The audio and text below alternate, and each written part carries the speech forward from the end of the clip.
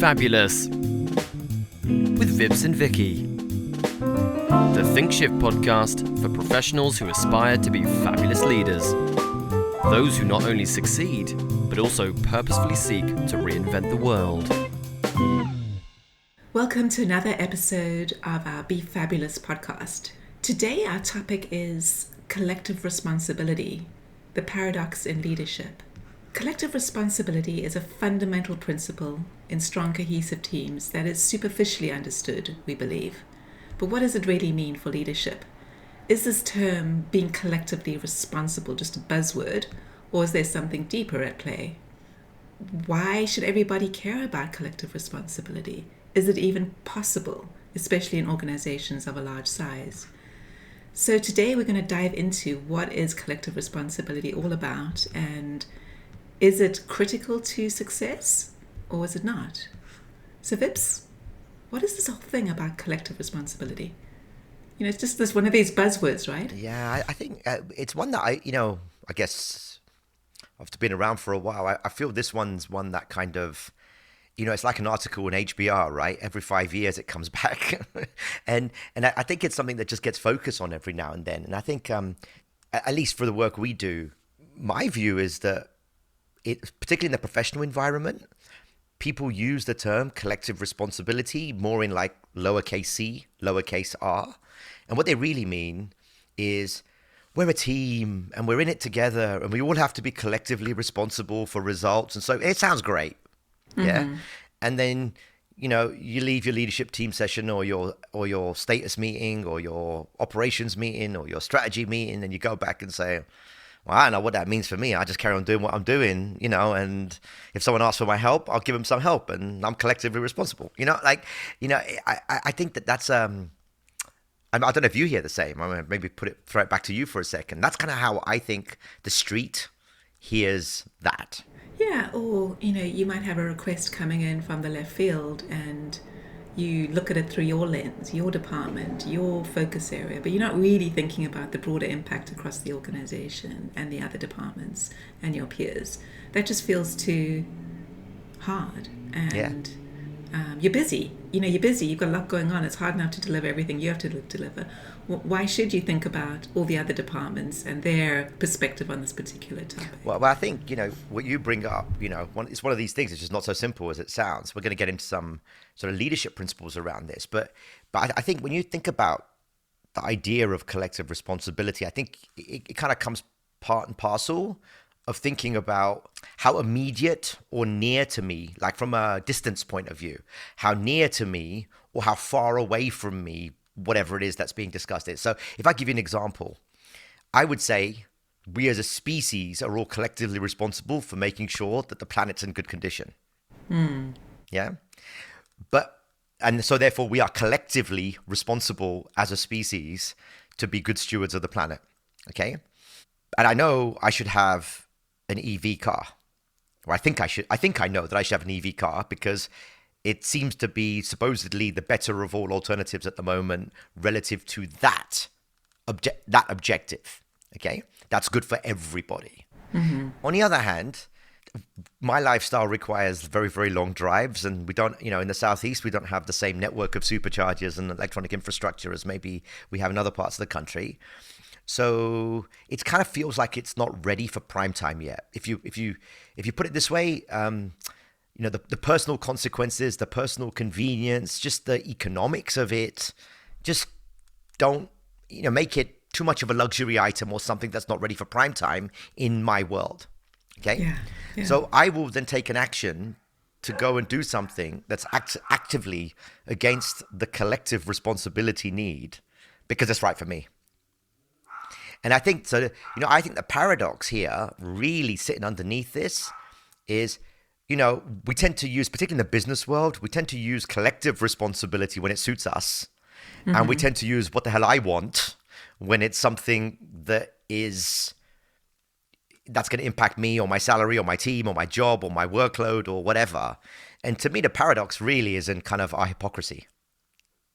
Yeah, I mean, you can apply that to anything, by the way. You can apply that to healthcare. You can apply that to certain types of education.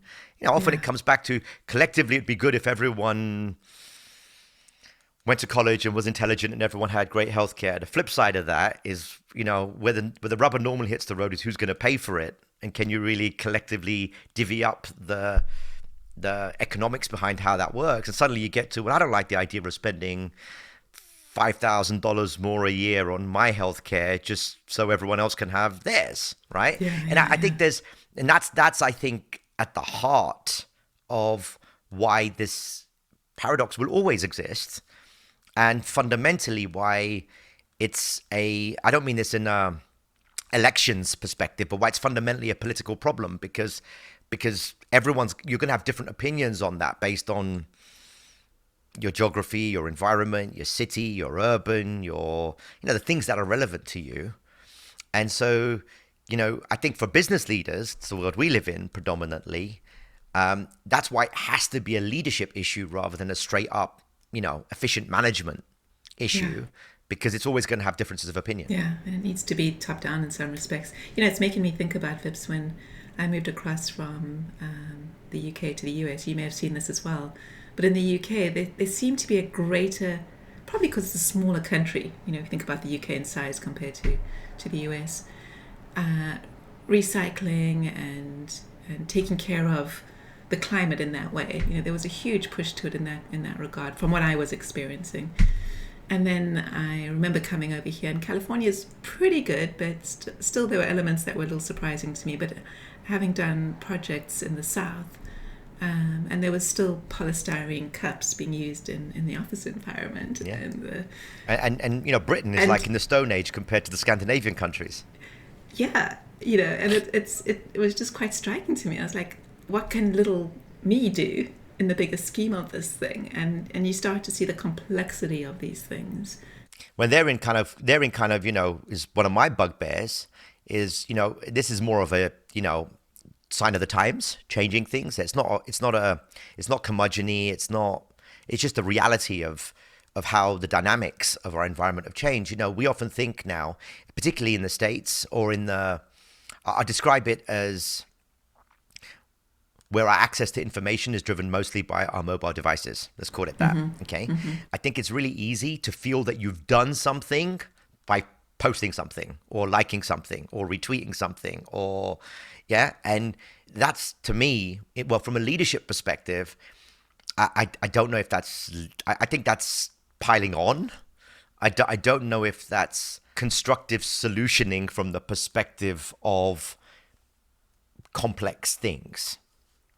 And I think it's a tendency to make everyone think that everything can be solved, just by, why don't they just do this? Why don't they just do that? If I was in that role, it'd be so easy. I'd just make this decision, that decision, everything would be okay. And you see it play through the way you just, it doesn't matter what side you're on, left, right, whatever. You see it played in elections. You see it played through in, how you're getting, everyone says, your video has to be no more than 2 minutes because no one's got attention span for more than that. So don't make it any longer than that and you lose engagement. So what you end up doing is you end up basically teaching everyone to operate at the most superficial, dramatic level possible. And ultimately, nothing structural or systemic moves forward. And that's why it can feel like everyone's more angry, because they feel like they're shouting more and they're retweeting more and they're posting more and everybody's talking about whatever. But it doesn't really have, the work that has to go behind it, usually over years and decades, to move complex problems along. People just fall out of love with it, forget about it, and move on. And then those people who are really passionate about whatever it was that they were passionate about think that the world doesn't care, or, the country's screwed up or whatever.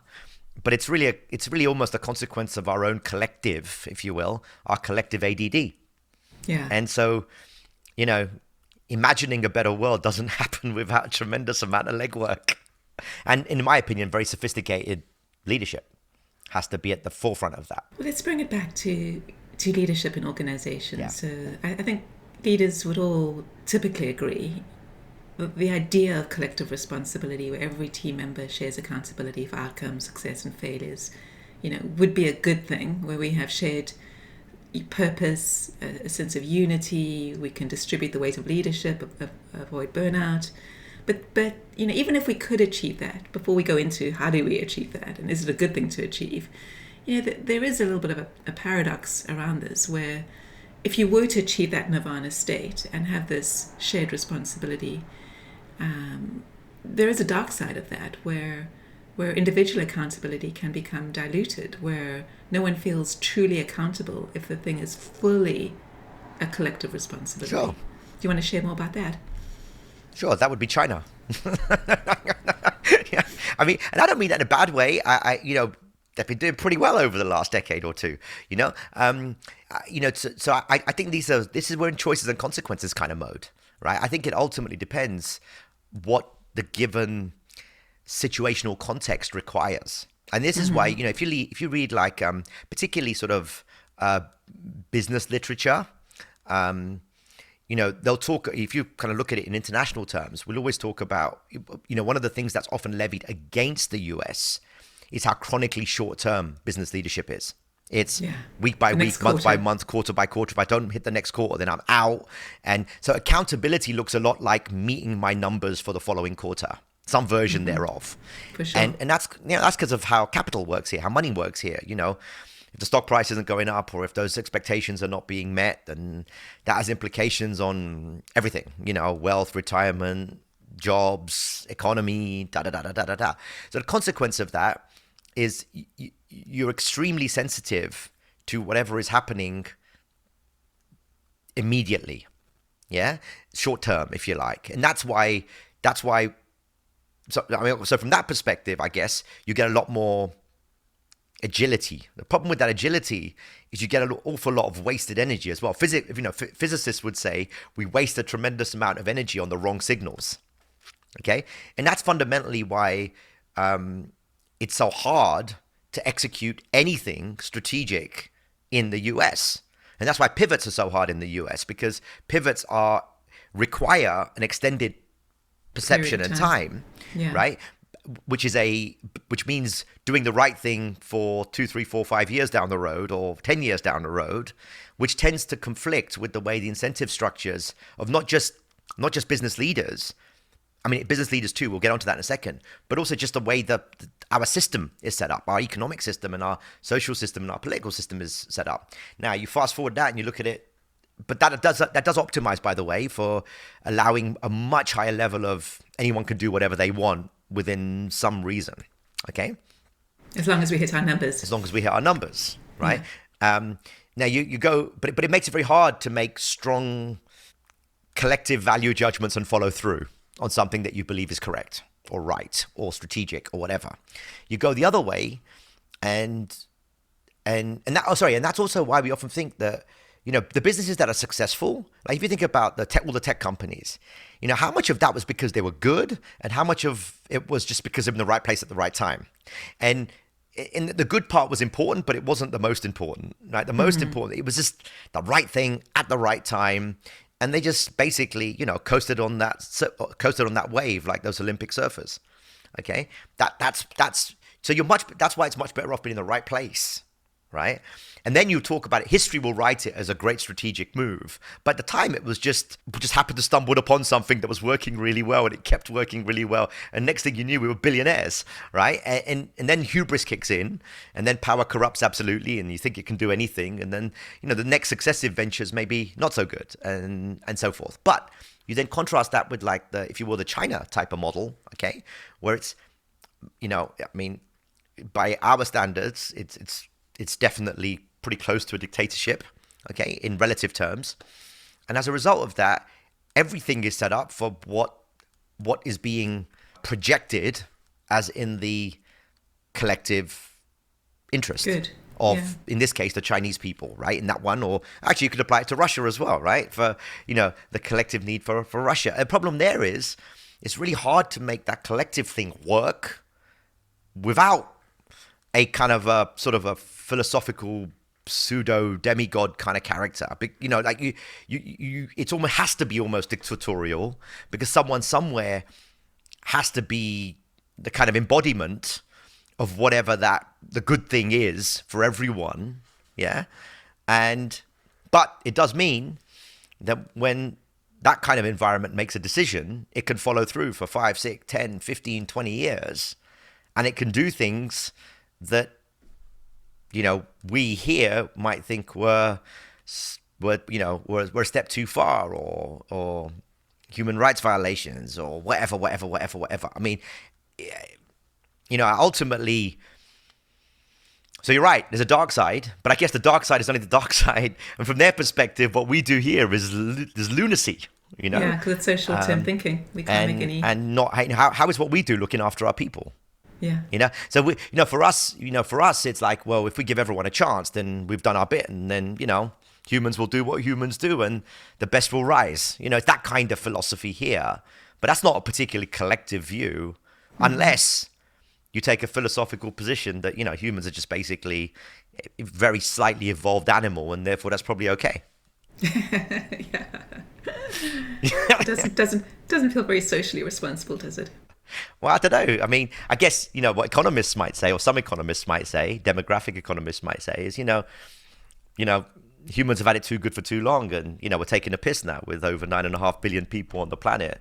And, there's a reason why we can't make things sustainable easily. It's because, the organism that is humans is, on the edge of hitting the edge of the petri dish. And, we've done a pretty good job of not eliminating, but significantly reducing famine, reducing health.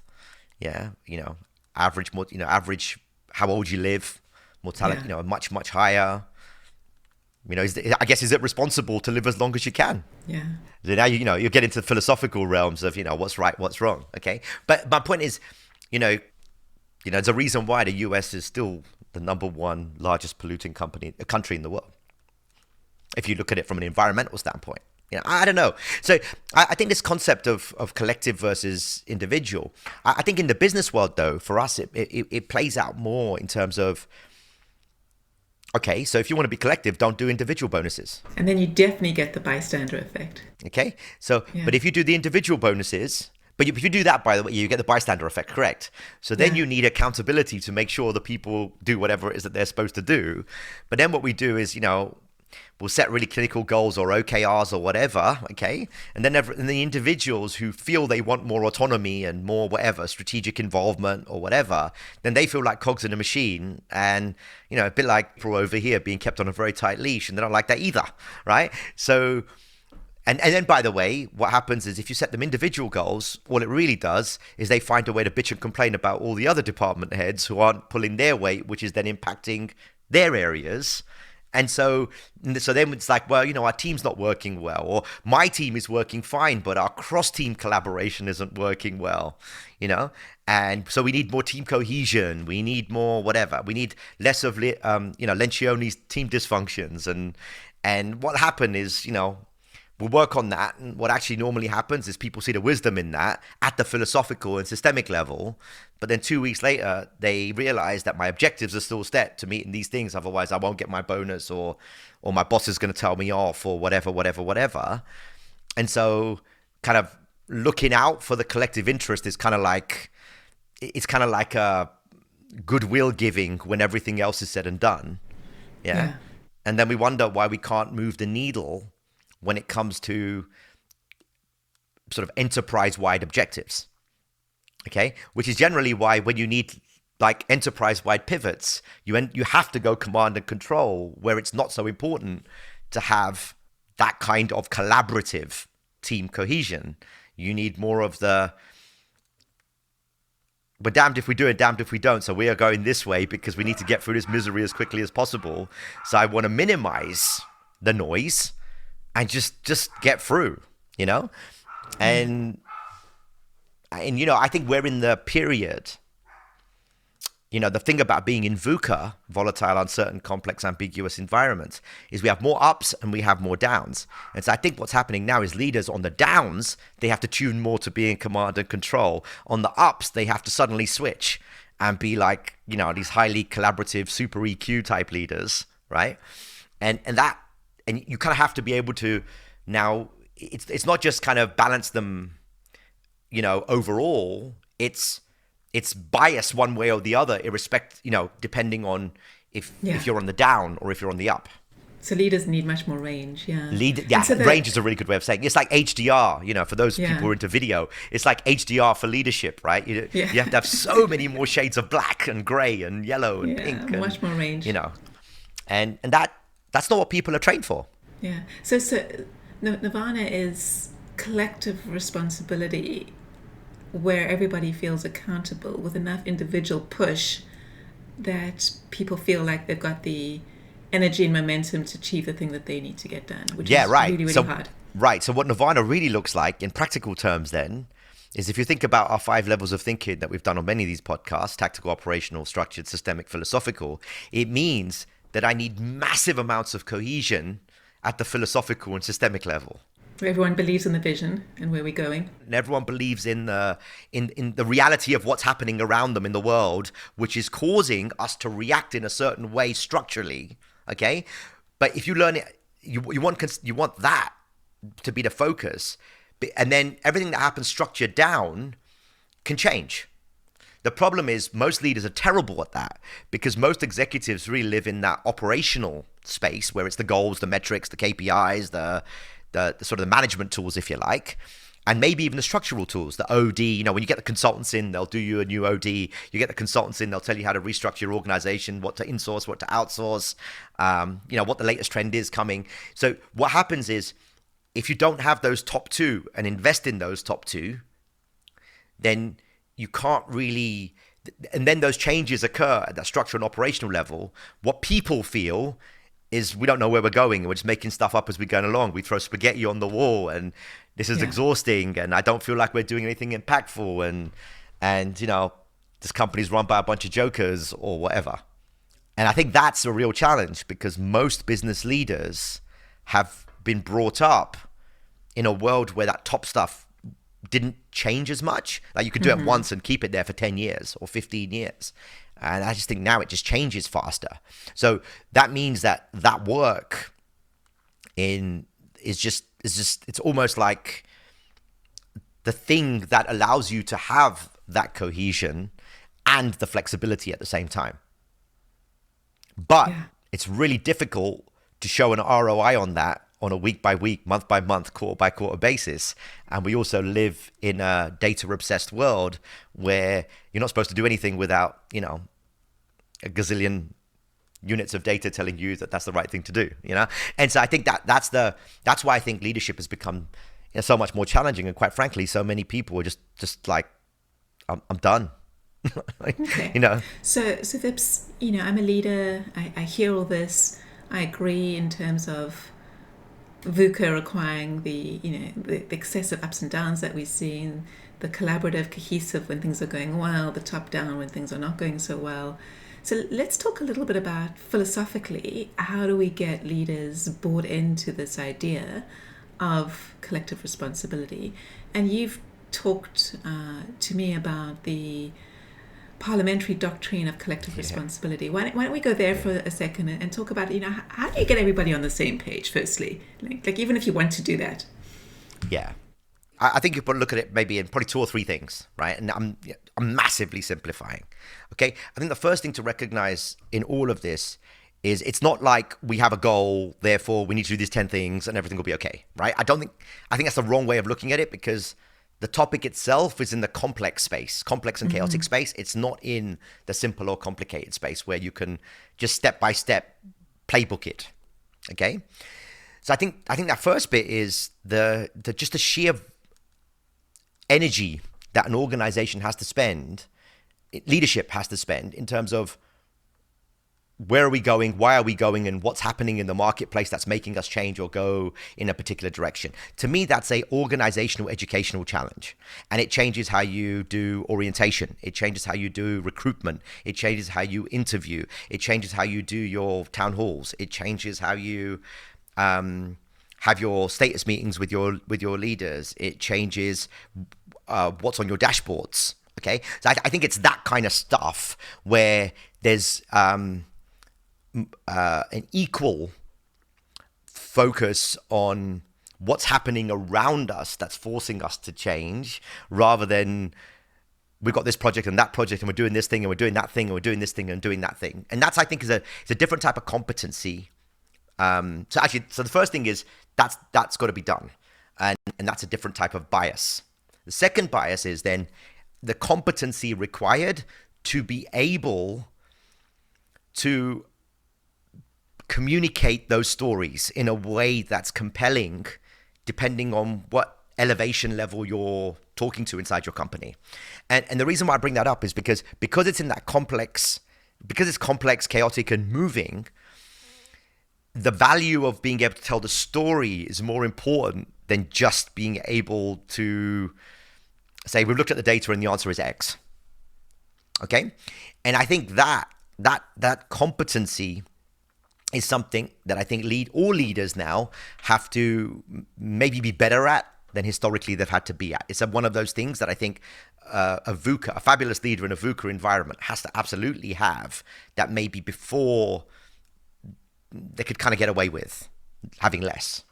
Okay? Just because they could just be analytically correct, if you will. Okay?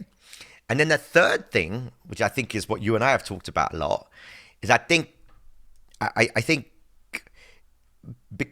whatever is your leadership team, whether it's a division and it's your divisional leadership team, or whether it's an enterprise and whether it's your enterprise leadership team, there has to be some mechanism of having a united front, maybe is the way I would express it. There has to be some way of doing that. And I think in recent times, this has got kind of muddied.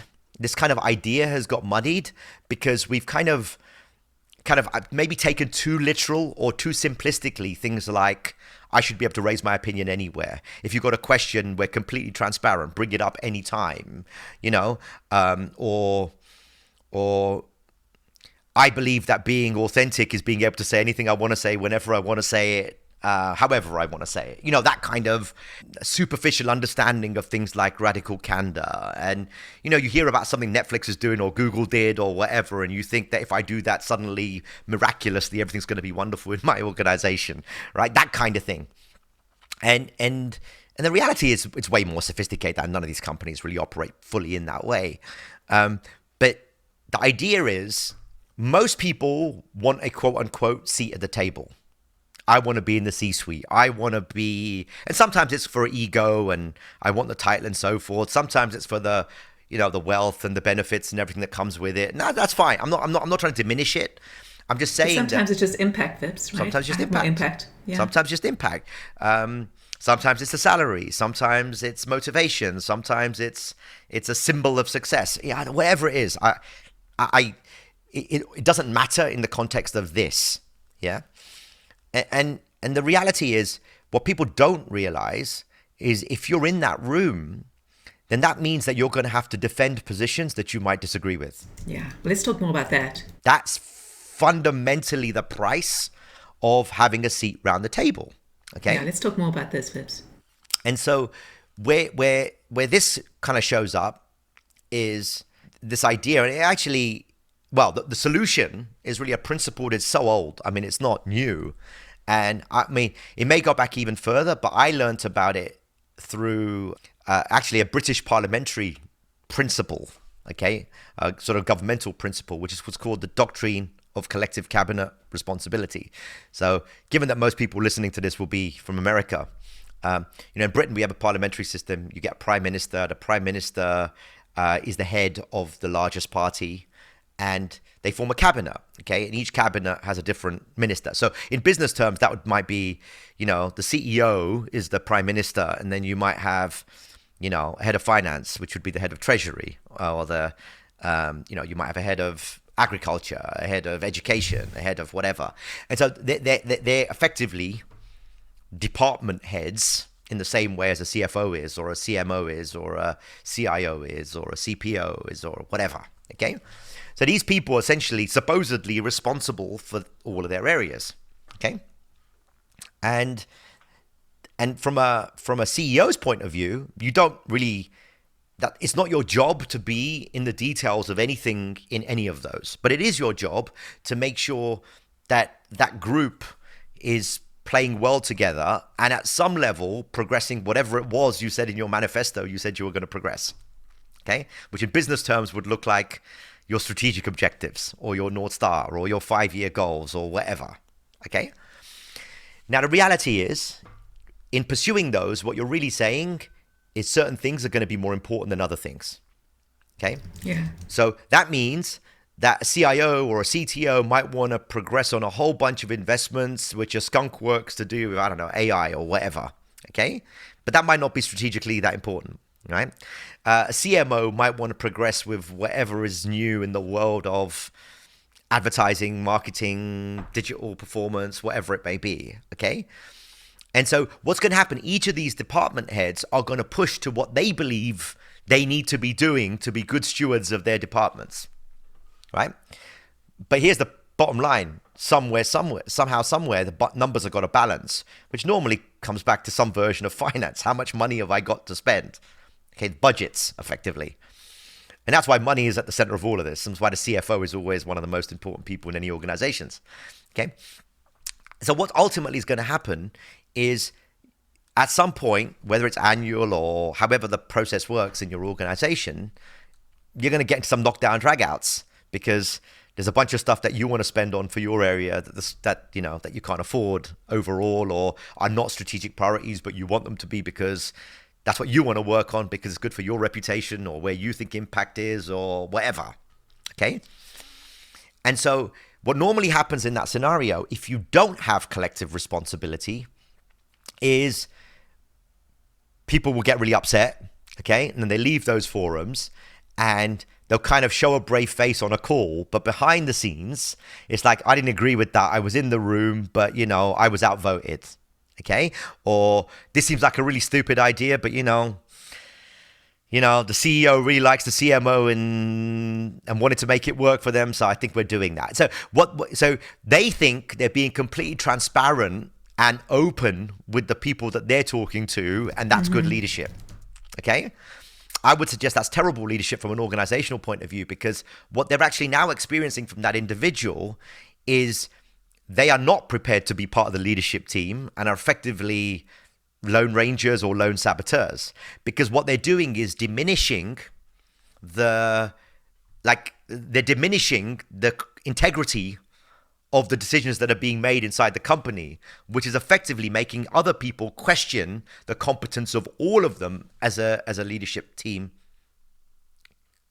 construct. So it's a good example where the collective good, if you like, is being sacrificed for, I just don't want to be associated with that decision, which I would suggest is selfish in the context of an organization.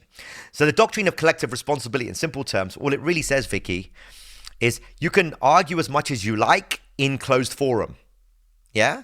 But once those decisions are made, whatever they are, no matter how much you disagree with them, then outside that room, you will support them as if you had fought for them. So there should be no sign of sitting on the fence. That's where the rubber hits the road. That's the price of being at that C-suite table. And most people don't want it. They don't have they think that that's somehow diminishing their principles. It's not, that's not realizing. This is why at the top of the tree, everything is political. What you would do is if things went against you in that scenario, you still play ball, but you've built a whole bunch of emotional goodwill and political currency for you to be able to use then to get something that you might want 3 months from now, 6 months from now, 9 months from now. Because remember, your CEO is in the business of maintaining group unity over the cycle. So sooner or later, you can trade that in and use it. Okay, but if you kind of rebel, then you'll diminish the collective accountability of that group. And then what you end up with is effectively a vote of no confidence, a leadership battle kind of scenario. Then you get into, at the worst, your executive leadership team lose credibility. Maybe the board changes out the CEO. Then a whole bunch of new people get hired. You're going to lose your job anyway. So, I think people don't see it that way. People don't realize that if I let you inside the tent, then you have to behave like you belong inside the tent. You can't be on the outside of the tent pissing in anymore. Yeah. And that's really where it comes from. And I think that's really hard. But what's even harder is you'll normally have subcommittees, like like an executive leadership team is normally like 30 people, 40 people, 50 people. Okay. And let's say, but that's too big. So you might have a bunch of decisions being made around, I don't know, product strategy or around commercial acquisitions or whatever. And they're happening in small groups, like subsets of the overall leadership team. Okay. What the doctrine of collective responsibility says is that even the subcommittees of those, right, if they make a decision that you weren't even part of, you still have to support it as if you'd been in the room and advocately and supported it, because that's what maintains maximum amount of team cohesion and integrity, that stops people looking for ways to kind of divide and conquer and cause issues that don't exist or don't need to exist. And then if you do disagree, you've got to take it back to the collective forum, the cabinet. Or to someone in that closed circle in private. But what you don't do is post it on Slack or Glassdoor or go off the reservation and say something different in your team. Yeah? Or if you do that, then you at that point, you're in like coup d'etat territory, right? So you better have the political goodwill to be able to dethrone the leader, or you're going to get decapitated. Like, it's really that simple in business terms. And I think this is what people don't realize when they step into that C-suite. It's a sophisticated game because you're just not going to be able to do everything that you would like to do. You see it in America. You see it in epic fashion, right? Like, we cannot get our debt under control because you can't win votes by spending less money. So you either have to spend less money by giving it away in tax cuts, or you have to spend more money by either giving it away in tax cuts, or you have to spend more money by saying you're going to spend on whatever it may be, health, education, social welfare, whatever it is, right? Mm-hmm. some way, you can't win an election by saying we're going to behave in a financially prudent way and cut back our spending and repay our debt. Yeah. So we just live on a credit card. Which is nuts when you think about it. But sorry, I know that was quite long-winded, but I think it's such a sophisticated concept, because I think what our fabulous people need to do is kind of almost be in like athletics training to build the muscle to be able to know how to, because that's an art, it's an art to, how do you get your way? How are you going to reconcile in your own head that, okay, while it didn't go the way I wanted it to go, I can see why it was in the right interest of the overall company. So I'm going to have to take a posture that expresses why it's right for the collective, for the whole, for the company, okay? And what that means is you have to have a high degree of knowledge, expertise of other functional areas. And to me, that's the killer problem. Most C-suite leaders don't have too much knowledge of how their businesses work outside of their functional areas. And I think that's the fabulous leaders, we coach, and fabulous people, we coach and encourage them. You're going to hit a ceiling unless you have a really good respect and understanding of how all of those pieces fit together. It doesn't mean you have to be an expert, because otherwise you won't be able to reconcile in your own soul when a decision goes different to what you thought might be right for your, looking at it through the lens of your expertise. I think you've hit something really important there, Vips, which is an awareness and an understanding at least a superficial level to understand how the other areas work and how they get things done and how they impact you and vice versa. And that requires a degree of raising your game and moving up from the tactics and the weeds. And obviously you have to have a fabulous team, and we can go into all of that as well. We won't for this podcast in order to do that. But you've got to be able to look at the perspective as if you were the CEO. And that is a very different game. And that's why it's kryptonite, by the way. When we have this all the time with the various people that we work with who have, EVP, SVP, even president titles or C titles. And they're like, I'm so busy, I've got so much to do, I haven't got time to think about X. Right? What that's actually signaling from a fabulous leadership point of view, and generally to more senior people who are really closer to being the finished article, is that the people that I got just aren't good leaders. and they think that they're working really hard and they're doing wonderful work and the company's going to fall apart without them. And the reality is it's actually the opposite. Yeah, because they're not operating at the level the environment needs them to operate at. Their leadership level might be 2 or 3 levels below what the CEO is expecting from them at that stage. Yeah, but they don't see that, right? No. They don't see that. From their perspective, I'm the only one that cares. I'm the only one that's pulling my weight. Yeah. If everyone worked as hard as I did or did all the things that I did, we'd have a fantastic business or whatever. It's that's where I think most folks go. Yeah. And then the last thing, sorry, I know I want to close this off, but I do feel there's one more thing that has to be addressed, which is I think you have to have a balance between individual incentives and collective incentives. And to me, what that looks like is individual bonuses can't pay out to their full amounts if the overall organizational objectives haven't moved forward enough. Yeah. Yeah, there has to be, so that kind of, that mechanism that, if you like, calibrates, up when business objectives are being met overall. Like if I'm in technology, right? If I'm running technology, then at some level, if marketing's working really bad and my lead generation's going down, then I should feel that in my pocket somehow as well. Otherwise, I'll never care about other departments doing well, and I'll never really collaborate with them. Yeah. Yeah. And that then trickles down to goals and OKRs and all those things as well. Each person should have the individual plus the collective. So to me, it's individual, collective, and then fabulous behaviors. Because things like collective responsibility is really a behavior. That's not you can't, how do you set a goal for that, right? Yeah, it's more like these are the principles of fabulousness. And, some of them are non-negotiable, but depending on the company culture and what's considered to be a sin in the context of your particular company, okay? And some are just good principles without which you just can't be successful relative to wherever you are in the life cycle or the economic cycle of your company. Yeah.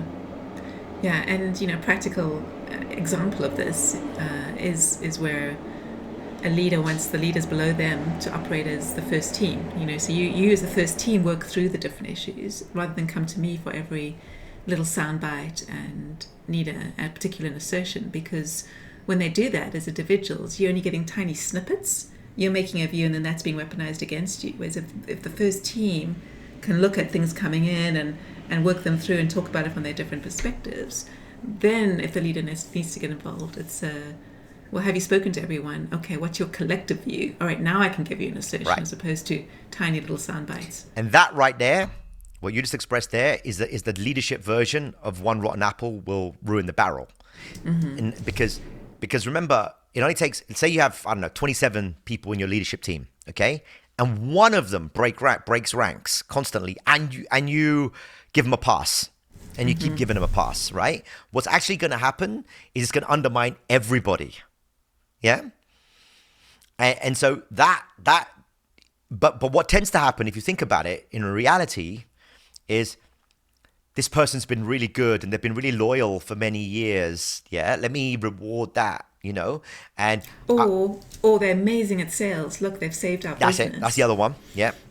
That's another one. So what happens is we associate past performance of functional responsibilities as a good indicator for executive leadership responsibilities, thinking that it's just an incremental step up, when it's not really an incremental step up. It's a career decision to change jobs. And this is kind of why, you know me, I don't like the phrase career ladder, because it makes people think that it's an incremental step.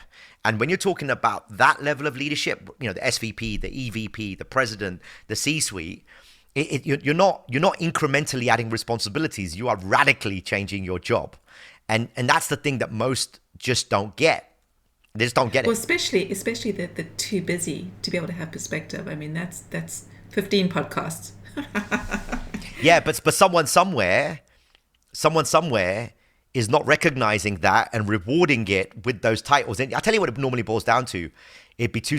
I can't risk that person leaving right now, so I have to give them the title. It's such a. This is a good example of a short-term thing that results in the wrong answer. It's a tactical or operational consideration that's resulting in a different answer than the structural or systemic one, or even the philosophical one, just because you're scared of the pain.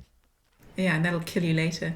And it ultimately, those sorts of senior leaders, they end up, that's another reason why you get so much churn at senior leadership levels, because then it becomes, I got to get this person out. Yeah. And generally at that point, you're trying not to destroy their careers. And that's why you have, high severances and let them control their narrative and whatever, right? But the reality is they weren't at the level that was required relative to what the organization needed. Yeah. It's hard, really, really hard when it's not very pleasant. All right, Vip, so let's bring it down to what people can do with all this, and let's wrap it up. This has been a really powerful conversation. People at which level? Leaders in organizations. So you're not at the C-suite, but you're the level below, and you are responsible. You have a part. You're that cabinet. You have a part in being collectively responsible. Yeah. So I think the first one is really, really simple. Is think of your language choices. Okay. Normally, where it's going to hit you is something that you disagreed with that you have to stand up for and advocate for. Okay. So that means rehearse, prepare. Don't use anything that sounds like a hedged response. So for example, I wasn't so sure about this, but the decision was made that. Okay. That's like you disassociating yourself from the decision. Okay. Mm-hmm. So it has to be more. Yeah, we thought about it as a group, or the group thought about it a lot, and it makes sense. It wasn't an easy decision, but it makes sense. So it has to have your language has to have an inherent amount of advocacy built in to the way you communicate. Okay. I think secondly, in that group, if you really can't sit with something, then try to address it privately with the person that is responsible for that, not with someone that you want to gossip with. Yeah. So if I've got a problem with the way the financial allocations are for my department, then go and have it out with the CFO. Don't go and have it out with some other department that you think has also been wronged, so that you can gang up on the CFO. Yeah. Right. Because that's going to create noise with the person that you're talking to doesn't have the ability to resolve it or help resolve it. Okay. And that will just create more of what is the bad type of internal politics. Yeah. Okay. Yeah. I've got one more, Vips, which is pick your battles. Choose the ones that you're really going to go head to head with. And there shouldn't be more than 2 or 3 over a year. Absolutely. I would say 2 or 3 is the upper limit. Yeah. Yeah. For sure. And I think probably the last one is more just embrace the idea that this is a new job, not incremental responsibilities on top of my old job. Even though it looks like that on paper, right? The mindset for it has to be now you have to spend time learning about other functional areas. You have to go and meet those people. You have to go and maybe do some of your own studying in relation to how, what makes those departments work. Your reading material, broaden your reading material. Engage more in information and data about what's going on in the world or things that are impacting your environment or your market, not just, the stuff that you're interested in. This is where I think, what I'm interested in has to take second chair, if you like. It has to be as backup support for the things that you have to learn about that you might not be so interested in. Yeah. And that's kind of why also, by the way, it's also why we call it servant leadership, right? There's a lot more giving that's required and less taking. Okay? You'll hear that phrase a lot in the leadership world. It's because you have to give a lot more in order to be able to do that job well. And, I think that's something that when you look most people in the eye, they're not really up for that. And if you're not up for that, own it. Don't put yourself in those positions, because you'll get found out. Okay, gosh, this was truly fabulous, Vips. This was a concept that I don't think gets talked about often enough. We certainly don't hear it often enough. It comes up in a in a more ambiguous kind of way, but to be able to dive straight in and look at it through all these different levels and where it comes from and what people can do about it, I think is really profound. And I encourage people to really think about this and what this new job means with collective responsibility, because it's a completely different role. Yeah, totally different role. And it's probably 60% of what they do as opposed to just the 5%. Yeah. And that probably the last thing also is, beware. I mean, beware of management and leadership fads, right? Know that we're being marketed to, right? There's books to be sold or whatever, right? And so, make sure that, there's always some nugget of truth in them, of course, and there's some nugget of value in them, but don't just like take the first paragraph or read the introduction and I got it now and move on, right? There's if you don't embrace the complexity, if you're not someone who likes to embrace the idea that everything is complex, then you're not going to be able to make it at this level. And with that, we'll see you next time. Be fabulous.